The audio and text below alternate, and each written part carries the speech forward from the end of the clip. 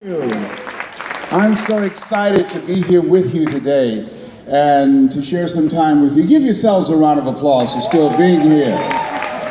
Come on, you can do better than that now. How many of you know that motivation is very important? And how many of you know and understand that being exposed to positive messages on a daily basis so that you can offset all of the negative stuff that we are bombarded with every day on television? Every day. It's something, it's horrible. And so rather than just complain about it, what I've done is created, and I will provide it for you, and I'd like to get some feedback from you, and that is you'll get daily motivation from Les Brown. It will come to you in an email, and you will have a video message from me every day that's designed to change your mental blueprint, that's designed to inspire you, that's designed to help you overcome some of the challenges we invariably encounter in this thing called life. Show one of the clips, please, of one of the videos.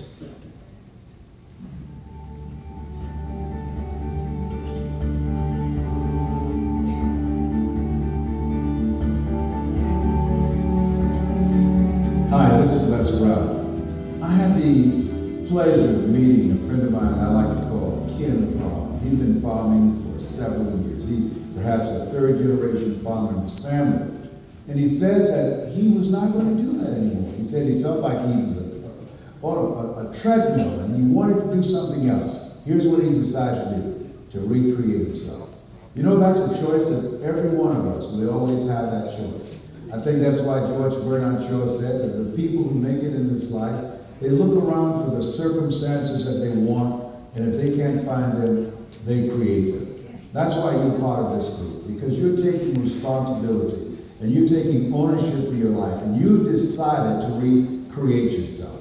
And understand that it's a process. Is it easy? No. It takes patience, and you have got to be relentless. You've got to upgrade your relationships. There's some people you've got to spend less time with or just let them go altogether. And you've got to be focused and have a goal and a blueprint, a map headed in the direction of your dream, and take some action steps every day. So recreating yourself is not lip service. It's about how you use your time, how you manage yourself, and how you show up every day, being consistent in implementing and executing a plan of action that will allow you to live your dreams and not your fears. This is Les Brown. You have something special. You have greatness within you. Now, it will be, my lips and the words will be synchronized together, all right? Look like one of those Chinese movies. Okay, so fill this out and turn this into us, and we'll be sending that to you for a week. And I guarantee you, I put a lot of work into that and thinking into it, and I can just tell you, because I've been going through some stuff because of some things that happened to some friends of mine. And how many of you know that it's very important to have a process to help you get through things? Right? I want you to meet some of my business partners from Malaysia. Where is Cerny? Cerny and Michelle? Where? There's Cerny right there, Cerny Lowe. Give him a round of applause. Yes, give him a good round of applause, all right? Yeah. And where's Michelle? There's Michelle right there. Raise your hand, Michelle, yes. We travel all over the world together, and right next to them is the love of my life, Dr. Julie Van Putten. Give her a tremendous round of applause. She is an MD, PhD in integrative medicine, and only 1% of doctors have that distinction. And one of the reasons I really want you to meet her, not only because of the impact she's made on my life, having my front and my back, but she's one of the most knowledgeable people on the planet when it comes to helping people to maintain overall wellness, and wellness expert for corporations. But because of her work and her knowledge, I'm a 20-year prostate cancer conqueror. Come on now. Yes, indeed. I think it was 3 years ago, my PSA had risen to 2,400. Now, because of the things that she suggested, what we're doing, we do traditional as well as integrative and acupuncture and Chinese medicine, and so now it's zero. So that's a wonderful thing. Let the record show. Come on, y'all can do better than that. Yeah. And it's better to be seen than to be viewed. Could you? So you fill the form out because it's going to be good for your health. Listening to positive things, it affects your health as well as your state of mind. Your state of mind affects your health.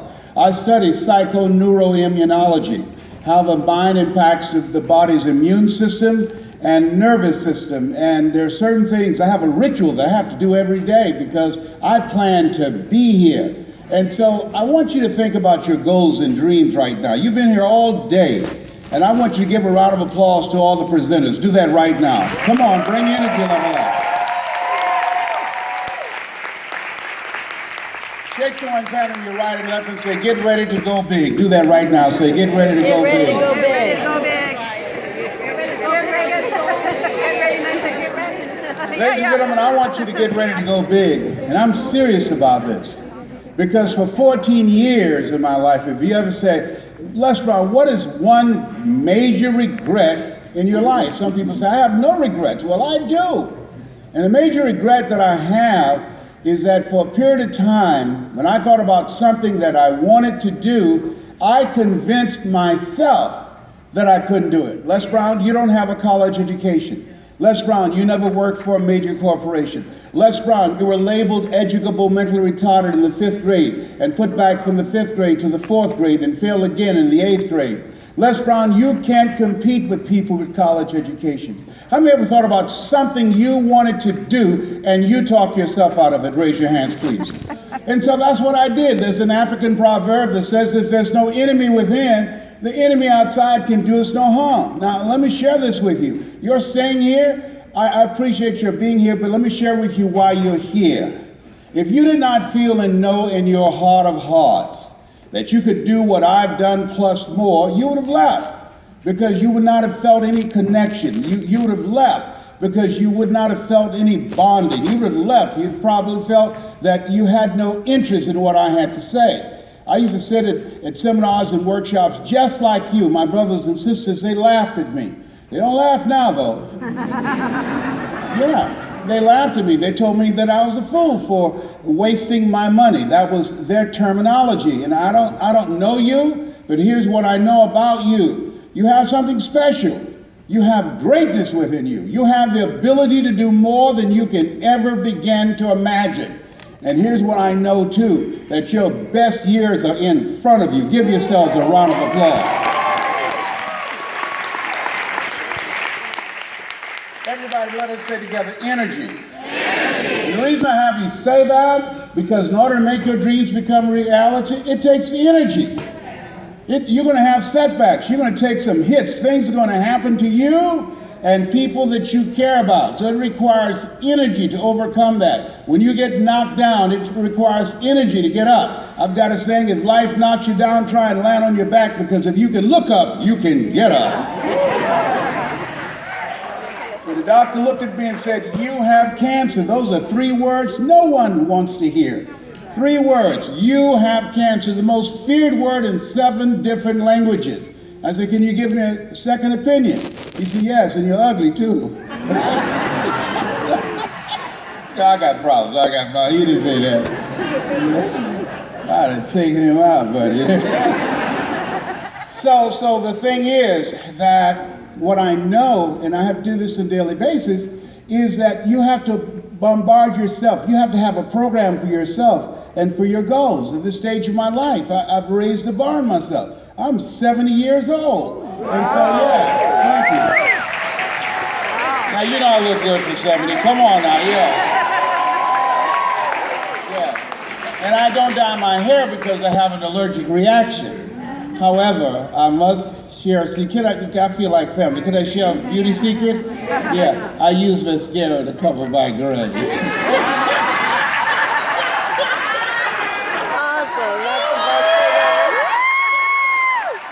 Whatever. I love it. My brother's got to do what he's got to do. Yeah? But I got to tell you on this, I was in the Georgia Dome, and I had to speak to 80,000 people in the Georgia Dome. So at the end of my presentation, a lady came backstage and said, Mr. Brown, our speaker canceled, and we wanted to know if you could come over and speak for us. I know you might be tired, but we're really in a tight situation. I said, no, I am tired. She said, we can pay you a full fee of $30,000. I said, the Lord is able. You know, people say money won't make you happy, but everybody want to find out for themselves. A friend of mine at Rita Davenport said money ain't important, but it's right up there with oxygen. And let me tell you something, fellas, even if you're as homeless as I am, you got some money, women will find something cute on you. Oh, honey, my boyfriend got eyelashes like Tom Cruise, honey, you know? He's got to walk like Denzel, you know? I used to be so broke, I walked past a bank and tripped the alarm. Creditors call the house of my children and answer the phone and say, my daddy say he ain't home. And sometimes they would catch me when I would answer the phone and I said, hello? May I speak to Les Brown, please? Sorry, but he's not here. You sound like Les Brown. Don't you go there, big boy. So at any rate, they took me to the Georgia World Congress Center, which is a more intimate setting and people are closer to the stage, just like you are. So I came in, I said, excuse me. I said, let me go to the restroom, please. So freshen up. And so I went to the restroom, you know, get myself together. I'd been perspired, you know, trying to get everything all tight, right, before I go out there. And so you got to have strong self-esteem to share this kind of stuff, all right? So at any rate, I came up on the stage, so she wanted everybody to know that she knew me. So she said, there he is, Les Brown. So she kissed me on the cheek. I kissed her on the cheek, left this big black smudge on her face. I didn't know what to say, so I just sat down. So the people down front started saying, there's something on your face. So she looks at me, she said, what are they saying? I said, I don't know. So finally, this lady came and opened up her purse and gave her a mirror. Now, no one asked her to do that. So she looks at the mirror, sees the big black smudge on her face, and she said, how did this get here? I said, I don't know. You think maybe this rubs off? Now, I train speakers, and I tell speakers, you never make a point without a story. You never tell a story without a point. So the reason I share that, I now use waterproof Mademoiselle, all right? So I kiss your cheek, don't worry about it. It's all right, it's safe, baby. So I want you to think about your dreams. I feel very fortunate. I feel that God He has given me grace to still be here. And I take what I do very seriously. And I want you to think about something that's major to you, something that you want to achieve, something that you want to do with your life, at this stage of your life. My first major goal was to take care of my mother. I'm adopted. And one woman gave me life, but another woman gave me love. God took me out of my biological mother's womb and placed me in the heart of my adopted mother. And she adopted me and my twin brother Wesley and 7 other children. And I remember Mama worked on Miami Beach for wealthy families. And I remember looking at these big, beautiful homes. I said, Mama, what is it, Leslie? When I become a man, I'm gonna buy you a big, beautiful home just like this. How many of you have somebody special you'd like to do something for? Raise your hands, please. I want you to think about that right now. And I'm gonna share with you how you can make that happen. And so she said, you don't have to do that. I said, I know, Mama, but I want to. My mother's very important to me. I feel like Abraham Lincoln, who said, all that I am and all that I ever hope to be, I owe to my mother. And I want you to think about your financial freedom goal. What is it that once you achieve that and have a clear number in your mind, once you achieve that, it will alleviate a lot of stress in your life. Once you achieve that, you have more time for yourself. Once you achieve that, you'll be able to contribute to things that you feel strongly about, but it will take your life to another level. I want you to envision that number And whatever that number is, and I'm going to do this based upon my own experience, I want you to multiply that 100 times. And I didn't stutter nor did I smile when I said it, because I mean that. That most people fail in life not because they aim too high and miss. Most people fail in life because they did what I did for a very long time, aim too low and hit. So I want you to think about that number. And then I want you to think about your social contribution. I'm clear. I've traveled the last few years with Michelle and Cerny and Dr. Julie Van Putten. We traveled to over 21 different countries. And I can tell you, ladies and gentlemen, without any hesitation, we live in the greatest country in the world that gives us an opportunity to live our dreams. We live in a, come on, you should be applauding that. We have a chance to change our lives, to create a different new reality for ourselves. This life that I'm now living, I just thought it was beyond my reach. I used to go see Dr. Norman Vincent Peale and Zig Ziglar and Tony Robbins, and I just could not see myself doing this. My mind would say, I can do this. My heart would say, I can do this. And my heart beat fast as I saw the various speakers. And then my mind would say, how? You don't even know who your parents are. If they stood up right now and said hello to you, you wouldn't know them. How? You were labeled educable mentally retarded. And I remember one of the first people that really impacted me. I had the honor to eulogize him a few months ago, and I want you to write this down. Get someone in your life that can see what you can't see. Someone in your life that will hold you accountable. Someone in your life that will stretch you, that will inspire you. Someone in your life that will bring the best out of you. That's what Dr. Julie Van Putten does for me. She brings the best out of me. She challenges me on a regular basis. You need somebody like that in your life. Dr. Dennis Kimbrough out of Atlanta said, if you're the smartest one in your group, you need to get a new group.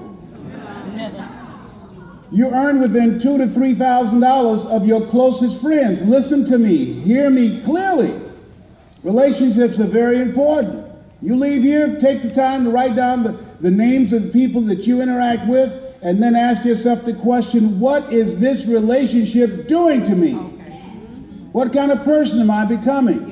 Am I better? Am I more encouraged and inspired and have a greater sense of optimism? People can affect you unconsciously. There's a new term in psychiatry called relational illness. Some people can make you sick. Well, Les, can I change you? No, it's a full-time job changing yourself. Amen. How many of you know that? Yep. Yeah, so you want write this down, upgrade your relationships. If you're serious about changing your life, you want to upgrade your relationship. Cerny and Michelle, they're younger than I am, so I'm learning things from them that I don't know. They know things about technology, Cerny does, that has helped me, that has taken my income to another level, where it took me years ago to generate, it took me 3 years ago to make my first $1 million, but because of the expertise and knowledge of Cerny and Michelle, it will take me less than that amount of time, because that's before Facebook when I did that, and Instagram and Twitter and all of the tools that you have available to you now. So it's very important that you upgrade your relationships and write this down. Become a talent hunter. You want to start looking for talent. People who have strengths and abilities and resources that you don't have and contacts that you don't have. That makes a difference. Because of Richard and Veronica Tan, I was traveling all over the world because of those relationships. So it's very important, and it's key, and why I'm drilling deep on relationships. Here's the other thing. Let us say together, it's possible. It's possible. Say it again, everybody. It's possible. You have to feed yourself positive words every day. Every day you've got to talk to yourself. Every day I talk to myself. My goal is to get in a minimum of 5,000 steps a day, because movement and being a vegan and positive relationships and having a goal bigger than myself, it enhances my health and it strengthens my immune system. So when I walk, I give thanks to God that my immune system is powerful. Yeah. It produces powerful white blood cells that kill quickly and permanently every renegade cancer cell that's in my body. I give thanks I'm healed. I give thanks I'm healed. Every day, I have to deal with that. Programming myself, write this down. Program yourself for success. Let everybody else spend their time looking at television and getting caught up in the Donald Trump drama. You create a life that use your time wisely. Wisely. The reason that most people are not successful is because of the fact their minds are filled with too much head trash. Here's how you screen, and this is what I do before I take a phone call, or if I'm going to spend some time with someone. I filter it through these 3 questions. Number 1, write this down. Is it positive? Is it something that I can grow from? Number 2, is it productive? This phone call, got a call from one of my brothers, Leonard. It has never been productive. It's never been positive. It's never been productive. It's a marketing strategy to borrow. How many of you ever had those kind of calls? So is it positive? Is it productive? Next thing is it profitable? And the reason I'm talking to you about this, life is serious.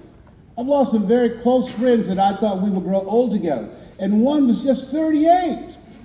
So here's how, and as I was crystallizing my thoughts, because Dr. Miles Monroe, who's killed in a plane crash, he was one of my very close friends. I wrote the foreword for his book, Personal Potential. And here's what I realized. Number 1, we're here for a reason. You were chosen 1 out of 400 million sperm. God had something in mind when he said, I want that one. I want that one. I want you. He had something in mind that you showed up with, that if you don't do it, no one else will do it. That was given to you. This speech, what I'm sharing with you, this was given to me. And if I die, then this speech was for Les Brown to do, will not be delivered. You have a work to do. So we're here for a reason. Number 2, we're here for a season. My friend died at 38. Her time was up. We don't know how much time we have left. So you're here for a season. So we don't know when we're going to check out. So you want to put as much productivity in the time that you're here. You want to work and look at and be deliberate about the things that you're doing. I told my son yesterday, we were traveling together, I said, I'm moved to give all of my products to prisons, state prisons that will accept them. I said, because we've lost a lot of people. America, we incarcerate more people in the United States than any place else in the world. So I'm going to call some wardens, and I will not only give them products for inmates to listen to, and I'm going to purchase books for their library, but part of my mission also, if they would give me access to talk to them once a month. I have a nephew who just got out of prison in Atlanta. And so my goal is to reduce the recidivism rate. We got a lot of young men and women in jail who shouldn't even be there, and also who made some stupid decisions. You know, I believe the world consists of the caught and the uncaught. I've made some dumb decisions, and I just did not get caught when I was younger. Now, if you've ever made a dumb decision, just blink your eyes. I see you, all right? What will your contribution be? What is it that you can contribute to that will make a difference in the world? Something that you believe in. My mother was a 22-year breast cancer conqueror. So I contribute to causes of that nature. I'm a prostate cancer conqueror. So I participate in things of that nature. Now, as you think about your goals and dreams, again, let us say together, it's possible. It's possible. And that's key. You're going to have to sell yourself on it every day. The reason I have these daily motivations, I can tell you that when you have a positive thought, that something's going to come in your mind to counteract that, to come up with a negative. There's those 2 voices in you, and that other voice is given to you by the world. That's why I was on the sideline for 14 years. But you can offset it by listening deliberately to positive things and reading positive things. Make it a point to read at least 30 to 40 positive words a day. Find some book that you believe in, that resonates with you, that speaks to you in a way that you can feel it. Do that on a regular basis. Set aside a time of doing that. I can't afford not to do it, given what I'm dealing with, the challenge that life has placed in front of me. And when you do that, coupled with hearing something and seeing something that's positive, it will make a difference in your life. Some of you have already done. How many have ever heard my voice before? Raise your hands, please. How many of you have seen me on YouTube? Raise your hands, please. And did it make a difference for you? Yes. Yes, so this is real. Now, here's the other piece. As you think about your goals and dreams, not only must we tell ourselves constantly that it's possible, let us say together, it's necessary. It's necessary. Say it again, say it's necessary. It's necessary. Say, when I told my mother, Mama, what is it, Leslie? I'm going to buy you a home. I was 10 years old. And so when you have a goal and dream, you've got to mean it. Write this down. Live life like you mean it. Yes. So when my brothers and sisters called me, I had just got reelected to the Ohio legislature in Columbus, Ohio. And it was my third term. I was chairman of the Human Resource Committee. When I ran my first term, passed 14 bills, my first term. So Margaret Ann said, Leslie, are you sitting down? I said, no, what's going on? Sit down, I need to tell you something. Tell me now, Margaret Ann. Tell me why I'm standing. Mama has breast cancer, and we're putting her in a nursing home because she can't take care of herself. I said, no. I said, no. She said, we knew you would say that. Wesley, get on the phone. I said, listen to me. No. See, I had a problem. How could one woman, third grade education, take care of 7 kids who couldn't take care of themselves, but 7 grown people couldn't take care of one woman? No. Mama figured it out. Leslie, it's expensive. We found the best nursing home in all of Dade County. I don't care. And I resigned because I said to my mother, I'm going to take care of you when you get old. She used to work at a nursing home, and she never wanted to go to a nursing home. And I resigned. Within 2 days, I left my car, my furniture, and everything. When I rung the doorbell, a friend of hers named Miss Mildred was there and said, Mamie, Leslie's here. And I heard my mother say in the background, I knew he would come. I knew he would come. How many of you have somebody in your life that you want them to know you'll be there for them? Raise your hands, please. All right? And so I resigned, and my brothers and sisters, they weren't being mean, but I was in a meeting the other day, and a guy said, all of us are one surgery from bankruptcy. 95% of the people who filed bankruptcy last year did so because of medical expenses. So write this down. Make it important to create wealth. To create wealth. And that's when I really began to get serious and start to focus. They didn't have the money to do it. But I had to figure it out because I said I was going to do this. I had to honor myself. And so there are things that I can tell you that you're capable of doing. Even if you're bankrupt right now, it doesn't matter. 8 out of 10 millionaires have been bankrupt. Walt Disney filed bankruptcy 7 times. And so I'm on track to creating another million. And the reason is that I have goals and things that I want to do for my grandchildren. I'm a grandfather and I'm a great-grandfather. Yes. And I want this to affect your thinking. President John F. Kennedy called his cabinet together, and the goal was to spend as much time as necessary to figure out what is it we need to do to beat the Russians to the moon.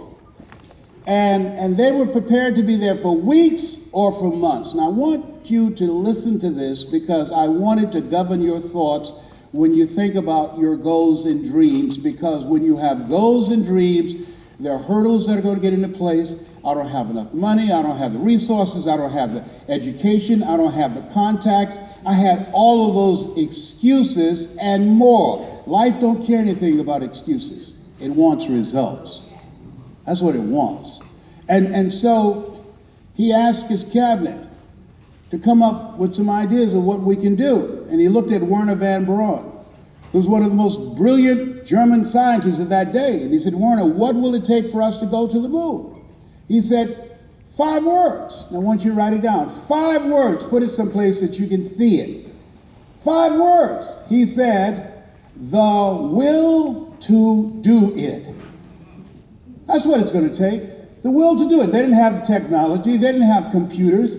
They didn't have a budget. They didn't have the know-how. No one had ever done it. We used to say as a kid, you got as much chance of doing that as a man going to the moon. It was considered, the collective thinking on the planet was, it's impossible.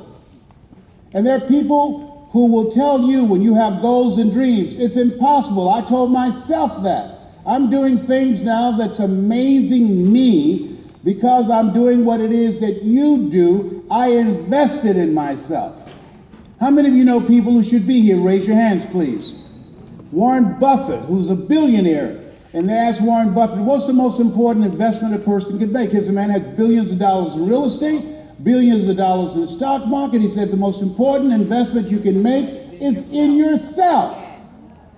And so the reason that you're here watching me now, that you and I are cut from the same cloth, we are branches of the same tree. I only attract millionaires and millionaires in training. Give yourselves a round of applause. Come on, break it up, break it up, break it up. And I mean that with all my heart. I believe there are 3 types of people in the world. There are winners, there are losers, and there are winners who have not discovered how to win. And that's what some of you here are looking for, a key, looking for something that will give you some indication that you can make this happen. That's what I used to do when I listened to Earl Nightingale, who said all of us are self-made, but only the successful will admit it. When I listened to Zig Ziglar, if you give enough people what they want, they will give you what you want. When I listen to Dr. Dennis Wakely, people form habits and habits create futures. When I listen to Jim Rohn, when the end comes for you, let it find you conquering a new mountain, not sliding down an old one. When I read Winston Churchill, the truth is incontrovertible. Malice may attack it, ignorance may deride it, but at the end, there it is. When I read Dr. Howard Thurman, who was a mentor for Dr. Martin Luther King Jr., he said there's something in each and every one of you that waits and listens to the voice of the genuine in yourself. It will be perhaps the only guide and voice you will ever hear. And if you cannot hear it, all of your life, your days will be spent on the ends of strings that somebody else pulls. And I suggest that you're still here and you showed up because you've decided no one's going to pull my strings. I'm telling you, I'm of the conclusion that you're here because you've said to yourself in your heart of hearts, I'm going to pull my own strings. I'm going to control my own destiny. I'm destined to be financially independent. I've gone through some stuff, but I'm still on